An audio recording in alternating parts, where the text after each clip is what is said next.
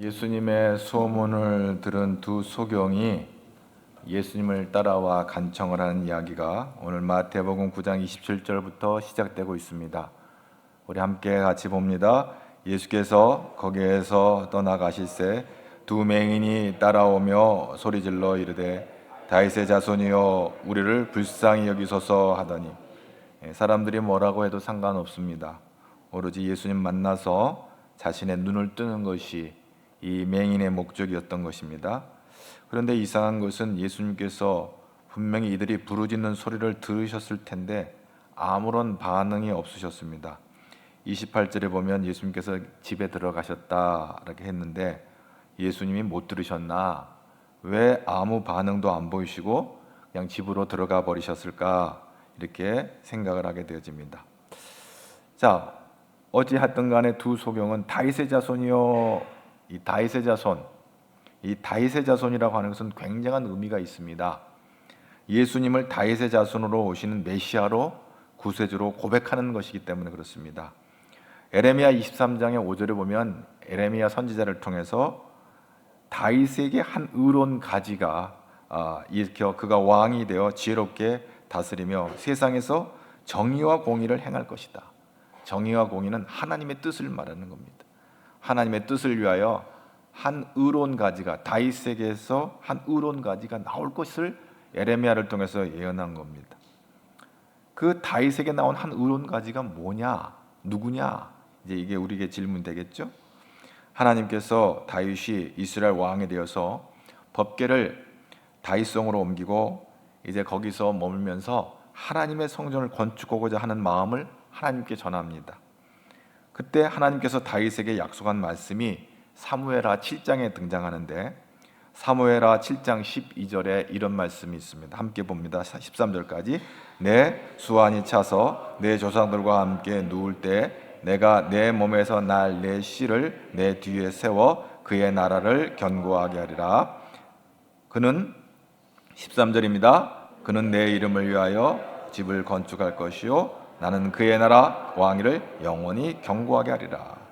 바로 다윗의 몸에서 난 내 씨를 세워서 다윗의 나라를 견고하게 하겠다, 영원히 견고하게 하겠다, 이렇게 하나님께서 다윗에게 약속을 합니다. 그러면 그 다윗의 난 씨가 바로 이제 어떤 누구냐 하는 것을 디모데후서 2장 8절에 9절에 사도 바울이 해석을 해줍니다. 함께 봅니다. 내가 전한 복음대로 다윗의 씨로 죽은 자 가운데서 다시 살아나신 예수 그리스도를 기억하라. 복음으로 말미암아 내가 죄인과 같이 매이는 데까지 고난을 받았으나 하나님의 말씀은 매이지 아니하니라. 아멘. 다윗의 씨는 바로 예수 그리스도임을 말해주고 있습니다. 그래서 다윗의 자손이여 한 말은 바로 다윗을 통해서 하나님께서 약속하신 메시아가 예수님인 것을 말해주고 있는 것이고, 그리고 그 예수님은 우리를 위해서 십자가에서 죄로 고난받으셨으나 다시 사망의 권세를 이기시고 거기서 자유하시고 부활승천하서 하나님 보좌 우편에 앉으신 바로 메시아인 것입니다. 구약과 신약을 보면 그런 말씀이 있습니다. 이 병과 죄를 같이 연결시킵니다. 맹인이라고 하면 뭔가 너가 죄를 지었기 때문에 눈이 멀었다 이렇게 보는 거예요. 그리고 이런 장애를 일으키는 것을 죄와 연결시킵니다. 그래서 구약시대에는 맹인이나 눈에 질병이 있는 사람은 제사장 직분을 감당할 수도 없고 하나님 앞에 나가 제사를 드릴 수도 없었어요. 그래서 레위기 21장 18절 한번 보겠습니다. 누구든지 흠이 있는 자는 가까이 하지 못할지니 곧 맹인이나 다리 저는 자나 코가 불완전한 자나 지체가 더한 자나. 21절 제사장 아론의 자손 중에 흠이 있는 자는 다와 여호와께 화제를 드리지 못할지니 그는 흠이 있은즉 나와서 그의 하나님께 음식을 드리지 못한. 흠이 있는 사람, 이 장애인들은 죄인들로 취급을 해서 하나님 앞으로 나가 제사도 예배도 드릴 수가 없는 거예요. 오늘날로 말하면 장애인들은 예배를 못 드리는 거예요. 왜? 죄가 있기 때문에. 그런데 예수님께서 아주 새로운 해석을 해주고 있어요. 요한복음 9장 2절을 보면 그 2절에 3절에 보면 예수님께서 이 맹인에 대한 예수님의 해석이 등장합니다. 뭐라고 맹인을 해석하냐면 한번 보겠습니다. 제자들이 물어 이르되 랍비여 이 사람이 맹인으로 난 것이 누구의 죄로 인함입니까? 자기니까 그의 부모입니까? 예수께서 대답하시되 이 사람이나 그 부모의 죄로 인한 것이 아니라 그에게서 하나님이 하시는 일을 나타내고자 하시니. 죄 때문에 맹인된 게 아니다. 부모의 죄도 아니다. 그 사람의 죄도 아니다. 그가 장애를 입은 것은 죄 때문에 그런 것이다. 그리고 뭐라고요? 하나님이 하시는 일을 나타내고자 합니다. 하나님이 하시고자 하는 일이 뭘까? 이제 우리가 계속해서 말씀을 통해서 봅니다. 근데 놀라운 이야기가 이사야 35장에서 메시아가 오셨을 때 어떤 일이 일어날 건지에 대해서 이사야 35장 5절 말씀 한번 다 같이 봅니다. 그때 맹인의 눈이 밝을 것이며 못 듣는 사람의 귀가 그렇습니다. 이사야를 통한 이 예언의 말씀은 메시아가 오셔서 행할 하나님의 일을 말씀하고 있는데 바로 그렇습니다. 예수님이 사역을 시작할 때 이제 제자들이 와서 뭐라고 누가복음 7장 20절에 보면 당신이 오실 메시아입니까? 아니면 또 다른 메시아가 와서 우리가 기다려야 됩니까? 이렇게 물어봐요. 그런데 예수님이 그때 대답을 하세요. 뭐라고 대답을 하시냐면 누가복음 7장 22절에 우리 다 같이 봅니다. 예수께서 대답하여 이르시되 너희가 가서 보고 들은 것을 요한에게 알리되 맹인이 보며 못 걷는 사람이 걸으며 나병 자가 깨끗함을 받으며 귀 먹은 사람이 들으며 죽은 자가 살아나며 가난한 자에게 복음이 전파된다 하라. 바로 예수님의 치유 사역은 예수님이 메시아로 왔음을 증언하는 거예요. 할렐루야.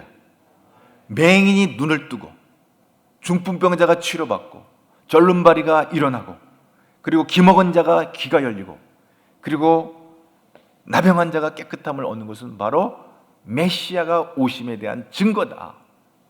바로 그것을 말하고 있습니다. 다윗의 아들이라고 하는 다윗의 자손이라 이 말은 하나님께서 다윗을 통해 약속하신 언약이 예수님을 통해서 성취되어진다라고 하는 것을 말씀하고 있는 것입니다. 그래서 이사야 9장 1절 2절에 우리 다 같이 또 봅니다. 전에 고통받던 자들에게는 흑암이 없으리로다. 옛적에는 여호와께서 스불론 땅과 납달리 땅이 멸시를 당하게 하셨더니 후에는 해변길과 요단접 이방의 갈릴리를 영화롭게 하셨느니라. 2절 흑암에 2절 이사야 9장 2절 흑암에 행하던 백성이 큰 빛을 보고 사망의 그늘진 땅에 거주하던 자에게 빛이 비추도다. 이 말씀은 마태복음 4장에서 예수님께서 40일 동안 마귀 시험을 받으시고 승리하신 후에 본격적인 천국 복음을 전하시는 그 장면이 나오는 그 장면에 이 이사야의 말씀이 인용됩니다. 마태복음 4장 13절에 이 말씀이 그대로 인용이 되고 메시아의 성취를 말씀하고 있습니다. 마태복음 4장 13절부터 한번 봅니다. 나사렛을 떠나 슈불론과 납달리 지경 해변에 있는 가버나움에 가서 사시니 이는 선지자 이사야를 통하여 하신 말씀을 이루려 하심이라. 일러스되 슈불론 땅과 납달리 땅과 요단강 저편 해변길과 이방의 갈릴리여 흑암에 앉은 백성이 큰 빛을 보았고 사망의 땅과 그늘에 앉은 자들에게 빛이 비추었도다 하였느니라. 23절 예수께서 온 갈릴리에 두루다니사 그들의 회당에서 가르치시며 천국 복음을 전파하시며 백성 중에 모든 병과 모든 약한 것을 고치시니 갈릴리와 데가볼리와 예루살렘과 유대와 요단강 건너편에 수많은 무리가 바로 이사야 9장에서 예언된 메시아가 오면 이 놀라운 일들이 이루어질 것을 갈릴리를 중심으로 이제 예수님께서 본격적으로 공생의 사역이 시작되는 그 장면이 이미 이사야 9장에 예언되어진 그 예언이 예수님을 통해서 성취되고 있음을 말해주고 그 예수님이 바로 빛이시다. 어둠 가운데 있는 우리 모두에게 빛으로 오시는 예수님, 그 어둠으로부터 우리를 자유케 하는 빛이신 예수님이 오셔서 하나님의 놀라운 구원을 이루실 것을 예언하고 있는 것입니다. 이 예수님, 다윗의 자손이라고 하는 이 고백 속에는 이 예수님을 바로 알고 이 예수님의 정체를 바로 알고 믿는 고백이 있는 것입니다. 이 다윗의 자손 예수여, 우리를 불쌍히 여겨줘. 하나님이 당신을 통해서 이루고자 하는 그 놀라운 일에 약속을 갖고 오시는 이여, 내 눈을 열어 빛을 보게 해주세요. 할렐루야. 그렇습니다. 이 믿음을 갖고 아마 그 맹인은 어디서 예수님이 다윗의 자손이라는 소리를 들었는지 몰라요. 이미 예수님께서는 마태복음 4장부터 시작해서 모든 각색 질병, 더러운 질병으로부터 또 귀신을 쫓아내시고 이렇게 병을 고치시고 놀라운 치유 사역과 은사, 이 신유 사역을 하고 계시는 이 소리를 누군가로부터 들어서 저 예수님께 가면 내 눈이 띄어질 것이다 라고 하는 어떤 소망을 갖고 아마 이제 예수님께 다가오는 것으로 봐야죠. 누군가에게 들었을 거예요. 그때 예수님께서는 아무 말 하지 않으시고 그가 집으로 따라 들어오실 때 예수님 마태복음 9장 28절에 뭐라고 말씀하세요? 예수께서 9장 28절, 예수께서 집에 들어가심에 맹인들이 그에게 나아오고 예수께서 이르시되 내가 능히 이 일을 할 줄을 믿느냐? 대답하되 주여 그러하여다 하니. 너가 눈을 뜰 것을 믿느냐? 아멘. 할 수 있습니다. 그러실 수 있습니다. 주여 그러하여다 해서. 오늘 예수님께서 이 맹인에게 뭘 물어봐요? 너 돈 얼마 갖고 왔어? 너 얼마나 많이 배운 사람이야? 너가 지식 있는 사람이야? 그런 건 묻지 않았어요. 너에게 믿음이 있느냐? 할렐루야. 주님 앞에 세상의 물질과 지식은 중요하지 않아요. 우리가 주님 앞에 나아갈 때 믿음이 있는지를 주님 물어보세요. 예수님이 누구로 알고 왔느냐? 주님 앞에 그 믿음을 보여야 되는 거예요. 내가 너의 소원대로 너의 눈을 뜨게 할 줄을 믿느냐? 주여 그러하여다. 예, 믿습니다.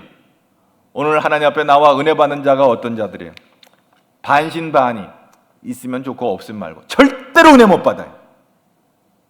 예, 그러하여다. 믿습니다. 아멘. 그런 자들에게 하나님의 은혜가 임하는 줄로 믿습니다. 믿음에는 세 가지가 있어요. 첫째는 사실적 믿음이에요. 성경의 역사적 사실을 인정하고 믿는 거예요. 천지 만물을 창조하신 하나님, 홍해를 가르시는 하나님, 오늘 복음 속에 모든 더러운 질병을 치유하시는 예수님, 이것을 팩트, 사실로 받아들인 이 사실적 믿음이에요.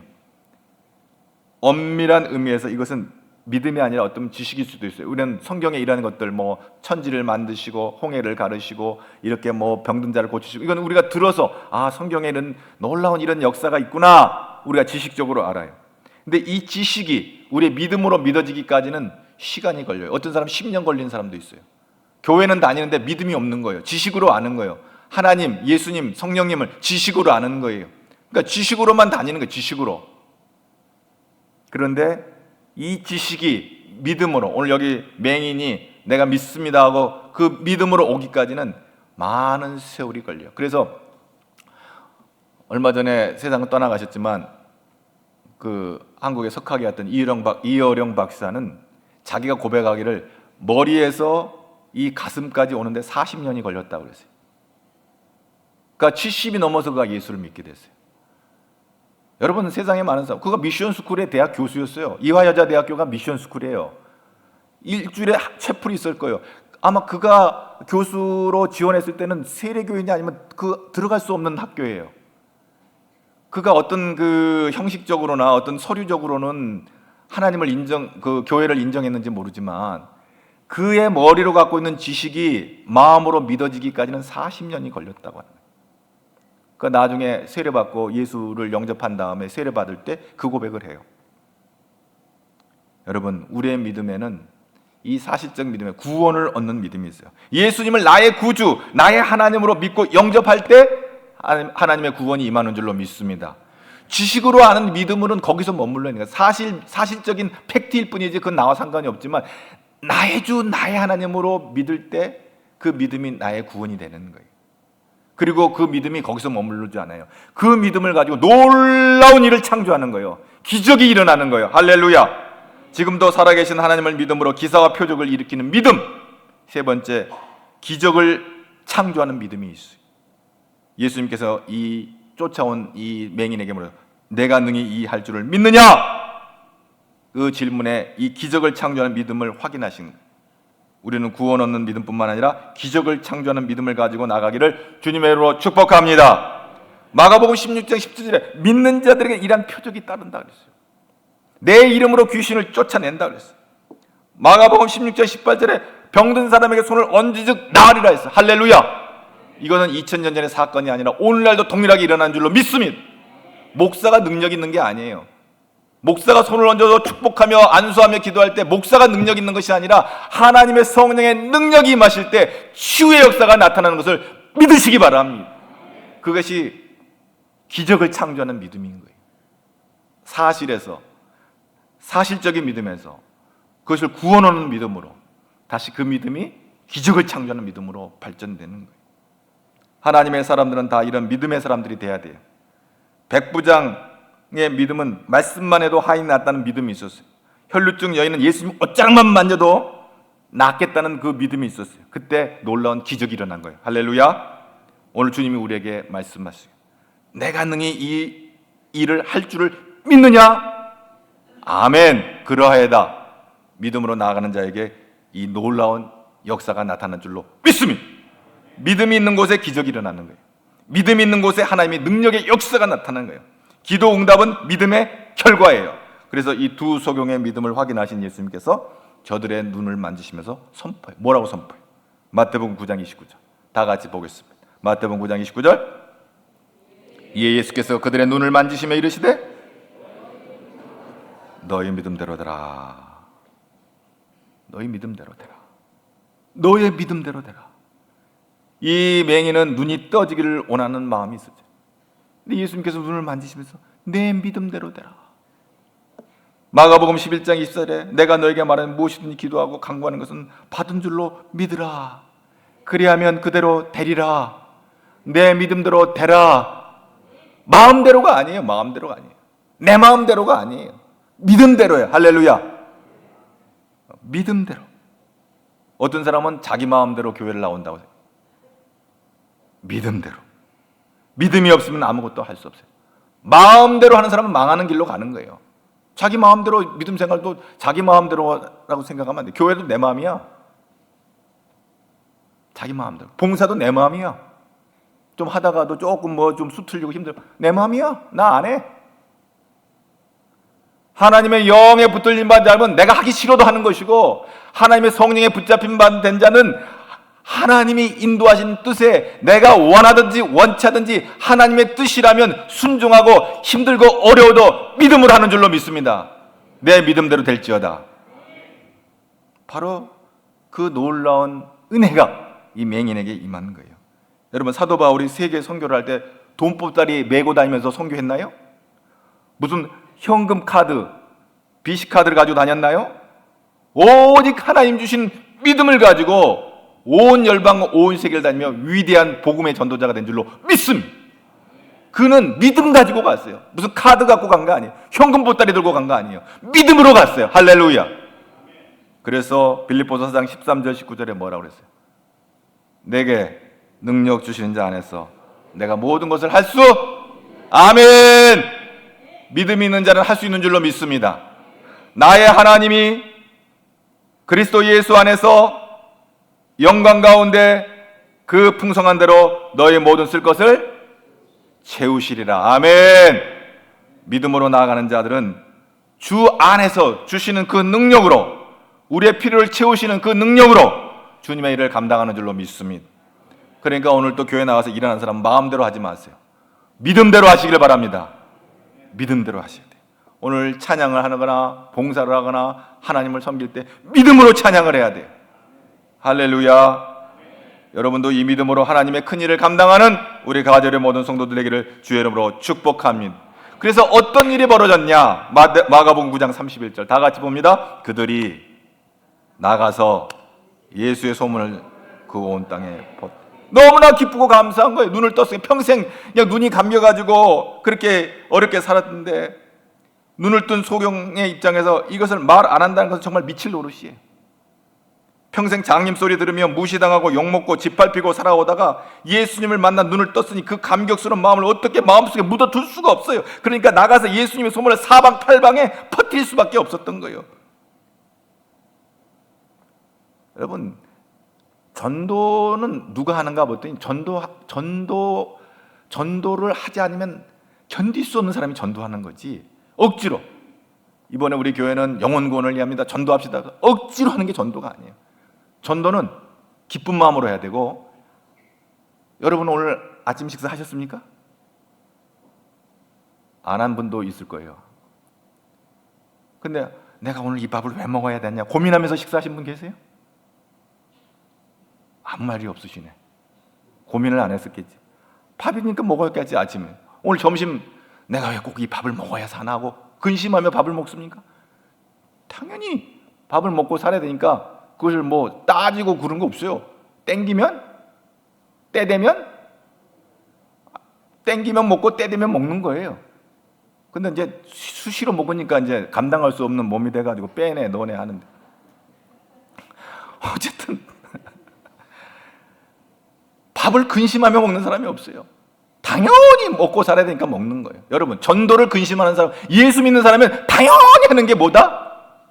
기도. 예측 비슷 빗나갔네. 근데 기도한다면 뭐 해야 돼? 전도, 예배. 할렐루야. 여기 저 위층에 누구야? 어디서 나왔는데? 박정수 잘했어. 기도, 그 다음 예배, 그 다음 이걸 고민하면서 하는 사람이, 예수 믿는 사람은 당연한 거예요. 예배당에 나오는 걸 고민하는 사람이 있어요. 오늘 나가야 되나 말아야 되나? 그 인생 꼴 보기 싫은 인생인데 내가 그 얼굴 봐야 되나 말아야 되나? 그건 고민하세요. 그러나 하나님 앞에 나와 예배하는 건 고민할 거 없어요. 당연히 나와야 되는 거예요. 할렐루야. 예수 믿는 사람이 기도하는 일을 고민하면 이건 문제 있는 거예요. 예수 믿는 사람은 아닌 거예요. 예수 믿는 사람이 예배를 드리는 것을 고민한다? 그건 예수 믿는 사람은 아니에요. 예수 믿는 사람이 전도를 고민한다? 그건 예수 믿는 사람이 아니에요. 왜? 예수 믿는 사람은 당연히 해야 되는 거거든요. 오늘 예수님을 만나고 눈이 띄어진 이 맹인은 어쩔 수가 없어. 미치겠는 거야, 이 예수님을 전하지 않냐고는. 그래서 예수님은 자중시켰지만 견딜 수 없는 마음으로 나가가지고 예수님 날 고쳐주셨다고, 내가 예수님 만났다고 전할 수밖에 없었던 거예요. 더욱이 그는 육체의 눈만 뜬 것이 아니라 영안이 열려서 영적인 눈도 띄었어요. 육신적인 맹인이 문제가 아니에요. 여러분, 문맹이라는 게 있어요. 문맹. 글을 보고도 못 읽는 사람은 문맹이에요. 성경도 마찬가지예요. 성경을 글은 봐서 하얀 것은 종이고 까만 것은 끝인데, 글자를 읽을 줄 아니까 성경을 읽기는 읽어요. 읽으라니까 성경을 일독을 해야 된다니까 열심히 읽는데 뭔 말인지를 몰라. 그건 문맹이에요. 영적 문맹이에요. 요즘 컴맹이라고 했어요. 컴퓨터. 요즘 연세 드신 분들 이 컴퓨터를 요즘 스마트폰도 얼마나 기능이 많은지 그걸 잘 모르면 폰맹이 되고 컴맹이 되는데, 영적인 맹인은 뭐냐? 영맹이에요. 말씀을 봐도 뭔 말인지 알지를 못해. 영적인 맹인은 하나님을 보질 못해. 가장 불쌍히 여김을 받아야 할 맹인은 육신적인 맹인이 아니라 문맹도 아니라 영맹이에요. 영적인 맹인이에요. 여러분, 성경에 그 영맹을 뭐라고 말한 줄 아세요? 몇 군데 영맹에 대해서 이렇게 말하고 있어요. 영적인 눈이 감겨지면 사람이 눈이 어떻게 돼? 교만한 눈을 갖게 된다. 시편 101편 5절에 보면 이 영맹이 되면요, 이 교만한 눈을 가지면 어떤 현상이 벌어지면 시편 101편 5절에 이렇게 말하고 있어요. 자기의 이웃을 은근히 헐뜯는 자를 내가 멸할 것이요, 눈이 높고 마음이 교만한 자를 내가 용납지 아니하리라. 눈이 높아, 교만하다는 거예요. 그래서 시편 18편 27절은 교만한 눈을 하나님께서 낮추시리라. 이 교만한 눈이 영맹이에요. 영맹. 하나님을 보질 못하니까. 교만한 눈은 하나님 보지 못해요. 그 다음에 두 번째 민수기 22장 31절에 물욕에 어두운 발람의 눈이 나오는데, 그때 여호와께서 발람의 눈을 밝히심에 여호와의 사자가 손에 칼을 빼들고 길에 선 것을 그가 보고 머리를 숙이고 엎드렸더라. 이 말이 나오는데, 이 무슨 말이냐면요, 발람이 사주를 받아요. 무슨 사주를 받냐면 이스라엘을 가서 저주하라고 사주를 받아요. 그럼 내가 큰 돈을 주겠다고 발락이, 저 위에 이방 나라 발락이 이스라엘을 저주하는 조건으로 큰 재물을 주겠다고 해서 그 약속을 받고 이스라엘 저주하러 가는데 그때 발람의 눈이 밝아져서 여호와의 사자가 손에 칼을 빼들고 막고 있는 것을 보게 되는 거예요. 물질의 욕심에 눈이 어두워가지고 이스라엘을 저주하러 가던 이 이방 술사 발람이 눈을 열어서 천사를 보게 되는 거예요. 물욕에 어두면 영맹이 되는 거예요. 그 모르고 가는 거예요. 물질의 눈에 어두워서. 그 다음에 마태복음 5장 29절에 보면 만일 내 오른 눈이 너로 실족하게 하거든 빼어내버려라. 내 백체 중에 하나가 없어지고 온몸이 지옥에 던져지는 것보다 오른 눈이 너로 실족하게. 어떤 눈이냐? 영적인 맹인이 되면 죄를 지는 것을, 죄를 짓고도 그것이 죄인 줄을 모르는, 내 눈이 죄를 지면 그 눈 빼봐요. 죄 짓는, 범죄하는 눈이.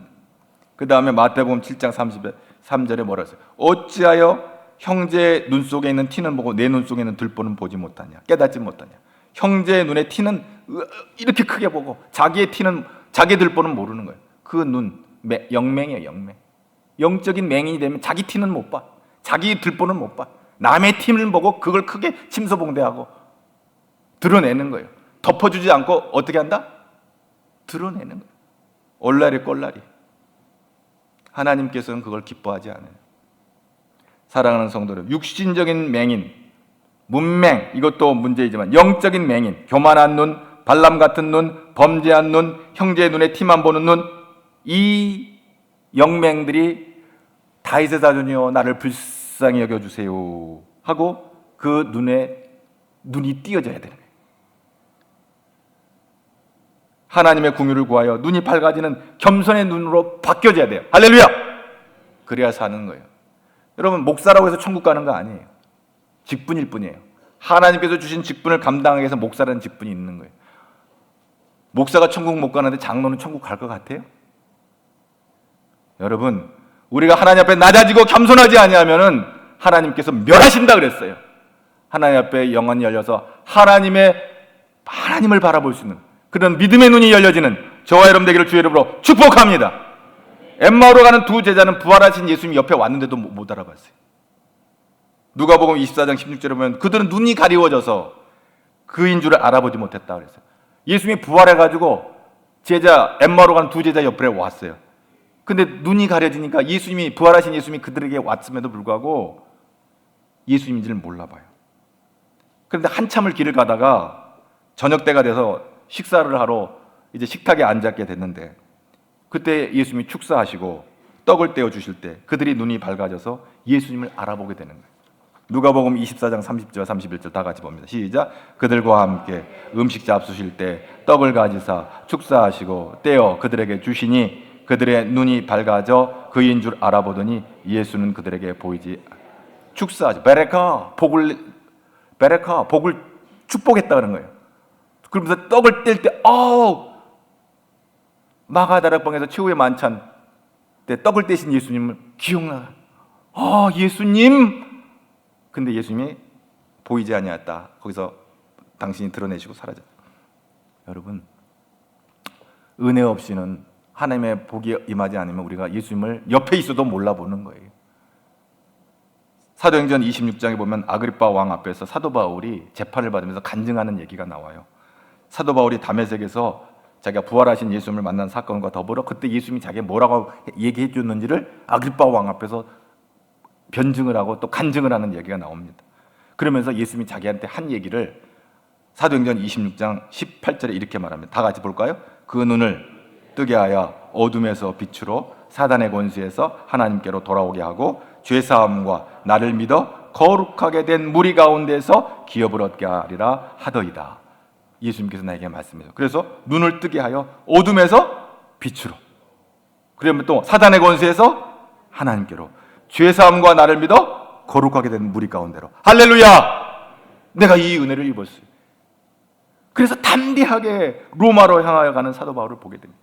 그는 복음 전도자로서 순교하기까지 내가 만난 예수님을, 내게 들려주신 예수님을 전하지 아니하고는 견딜 수 없는 마음으로 눈뜬 자의 증인으로 내 삶을 살게 되는 것을 봅니다.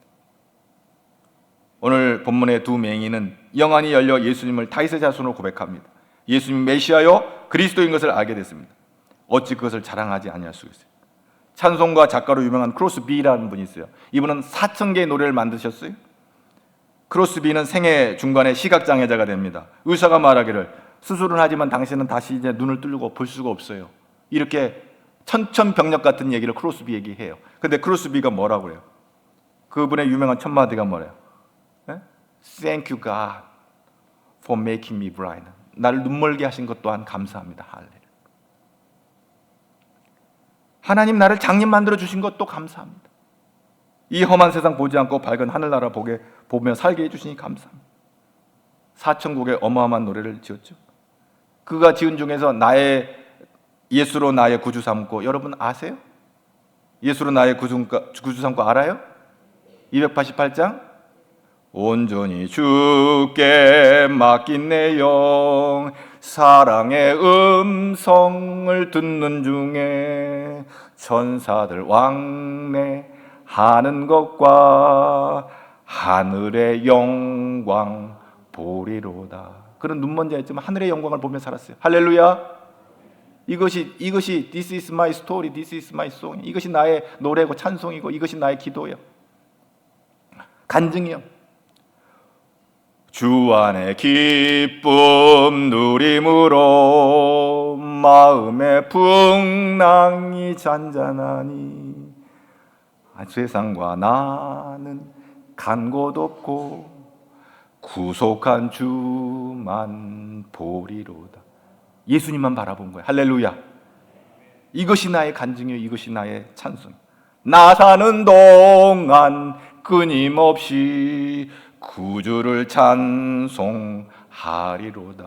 하나님, 왜 나에게 이런 불행이 있어요? 왜 나에게 이런 어려움이 있어요? 왜 나에게 이런 문제가 있어요? 왜 이렇게 나에게 속상하게 하는 사람이 있어요? 라고 불평하지 않았어요. 눈먼 것도 감사했어요.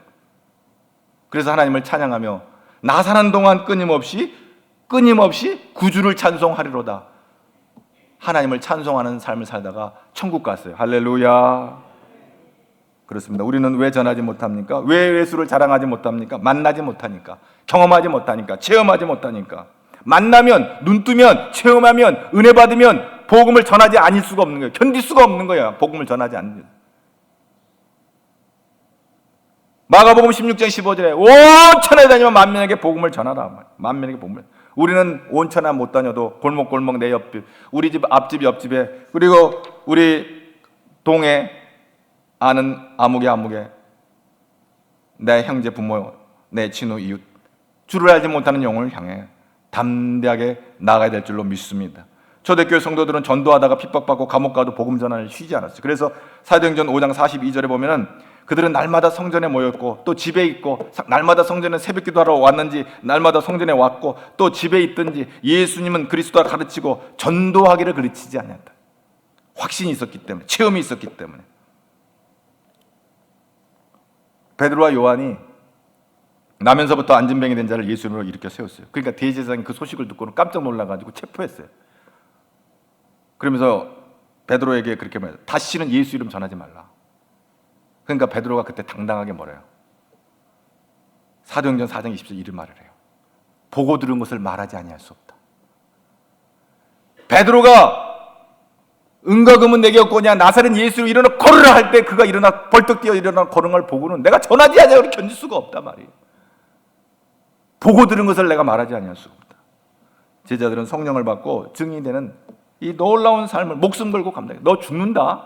한 번만 더 예수 이름 전하면 너 죽는다. 대제사장과 장로들이 그 베드로와 요한을 잡아다가 옥에 가둔 다음에 이제 풀어주는데 너 한 번만 예수 전하면 너 죽을 줄 알아. 그렇게 협박을 했는데도 우리가 보고 들은 것을 말하지 아니할 수 없다고 담대하게 선포하고 나오는 것을 보게 되어집니다. 오늘 저와 여러분 안에 성령이 임할 때 우리는 예수의 증인되는 줄로 믿습니다. 성령님과 동행하는 여러분 되기를 바랍니다. 여러분 누구의 힘으로 살기를 원합니까? 하나님의 능력으로 살 수 있기를 바랍니다. 하나님의 능력은 성령의 능력인 줄로 믿습니다. 성령의 능력이 임할 때 놀라운 일은 일어날 줄로 믿습니다. 그러므로 제자들이 성령 받고 예수의 증인된 것처럼 오늘도 마찬가지예요.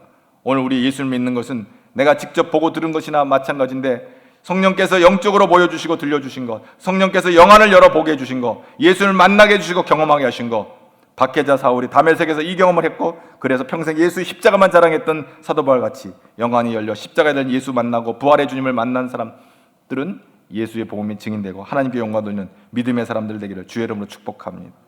하나님의 능력 체험하고, 전도하지 말라고 해도 전도하고, 성령 안에서 예수님 보고 들은 체험 증언하고, 그래서 천국 갈 때 주님 앞에 잘했다 칭찬받는 믿음의 아들 딸들 되기를 주의 이름으로 축복합니다.